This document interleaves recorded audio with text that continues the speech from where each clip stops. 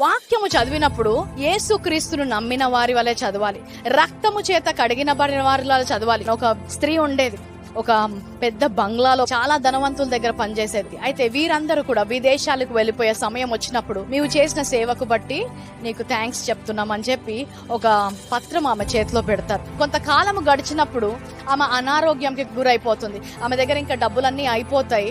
ఆమె ఏం చేయలేని పరిస్థితిలో ఉంటది. ఒక అబ్బాయి లోపలికి వస్తాడు.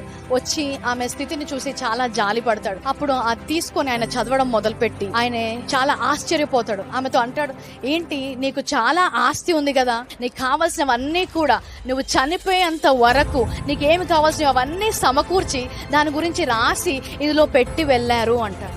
ఆమె ఆశ్చర్యపోతుంది. ఆమె ఆశ్చర్యపోయే ఒక మాట అంటది, ఏంటంటే, అవునా, నాకు ఇందులో రాసుంది అర్థం కాదు కదా, అందుకే నేను దాన్ని అనుభవించలేకపోయాను అంటారు. చాలా మంది విశ్వాసుల జీవితంలో కూడా అంతే.